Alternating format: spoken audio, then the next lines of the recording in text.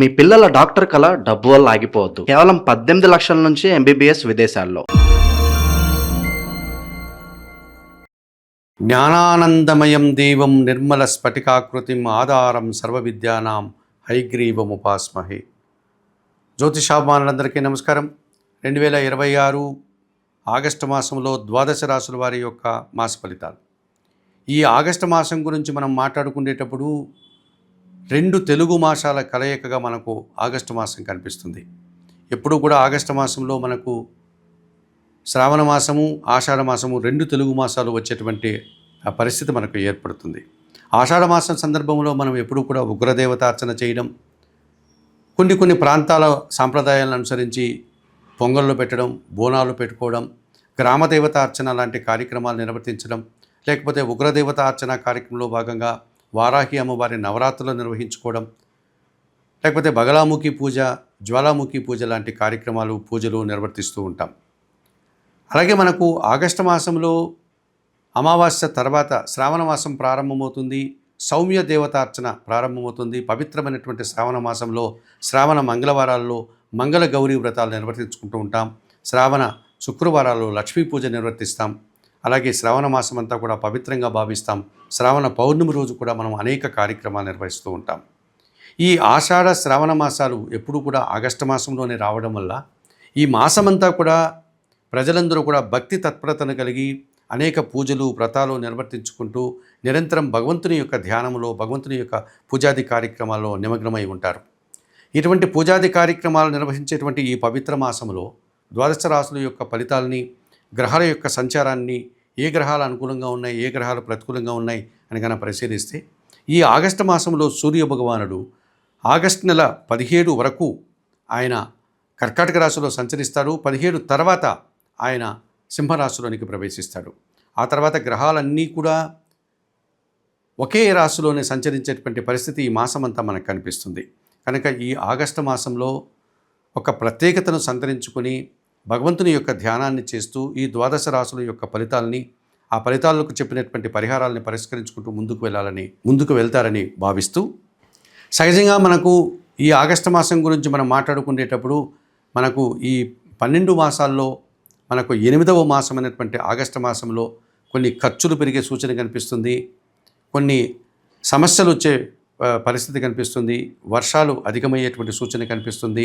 గ్రామీణ ప్రాంతంలో వ్యవసాయదారులకు ఇబ్బందులు వచ్చే వాతావరణం కూడా కనిపిస్తుంది. ఇటువంటి వ్యవసాయదారులు కష్టపడేటువంటి ఈ మాసంలో భక్తి కారణం చేత అమ్మవార్ల పూజలు నిర్వర్తించుకోవడం, గ్రామీణ ప్రాంతాల్లో అమ్మవార్లకు, గ్రామదేవతలకు పూజాది కార్యక్రమాలు నిర్వర్తించేటువంటి సందర్భం కూడా కనిపిస్తుంది.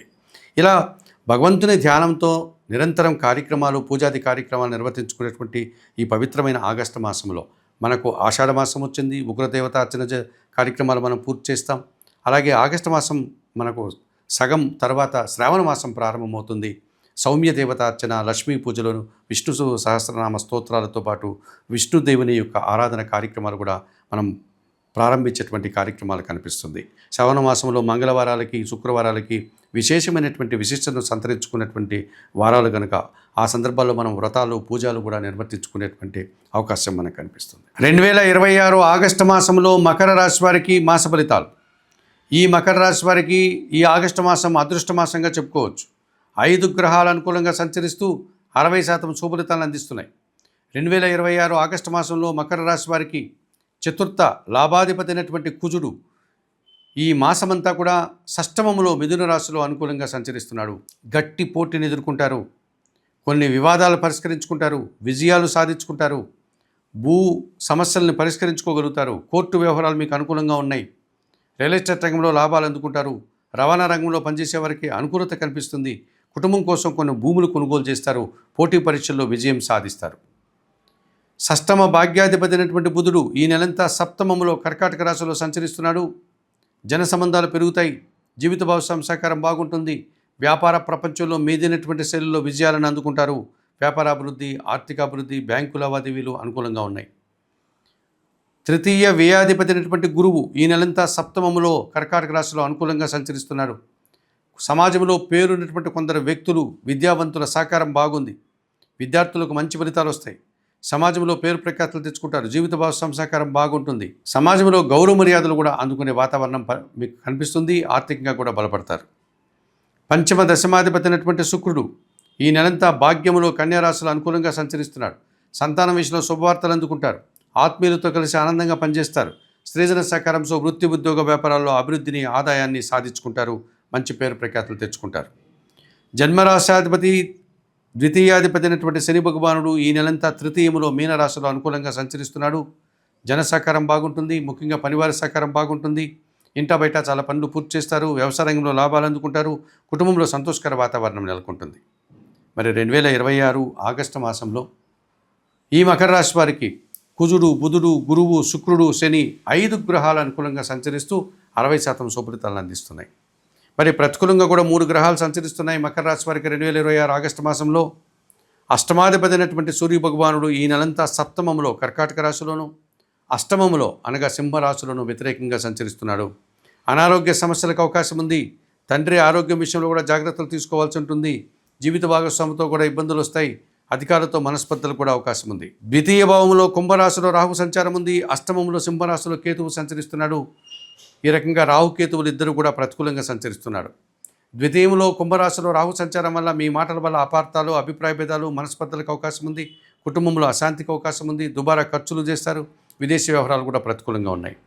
అష్టమంలో సింహరాశిలో కేతువు సంచరించడం వల్ల ఏదో ఒక విషయంలో అశాంతి, నిరాశ మీ వెంటబడుతుంది.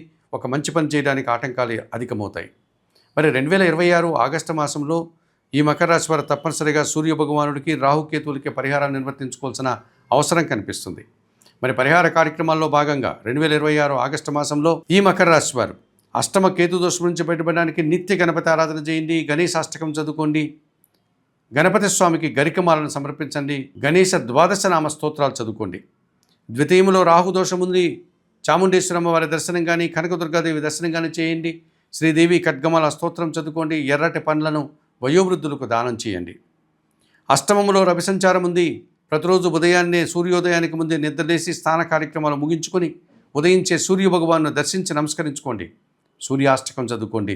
ఇలా నిరంతరం సూర్య భగవాన్ని దర్శించి నమస్కరించుకోవడం వల్ల ఈ అష్టమ సూర్యదోషం నుంచి మీరు బయటపడడానికి అవకాశం ఉంటుంది.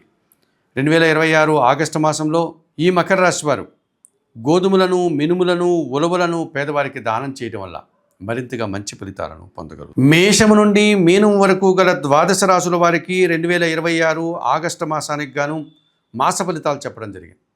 చెప్పిన విషయాలన్నీ స్వీకరిస్తూ పరిహారాలంతా కూడా పాటిస్తూ జ్యోతిషాభిమానులైనటువంటి మీరందరూ కూడా ఆయురారోగ్యాలతో ఆర్థిక అభివృద్ధిని పొందాలని మనస్ఫూర్తిగా కోరుకుంటూ సర్వే జనాః సుఖినో భవంతు. నమస్కారం.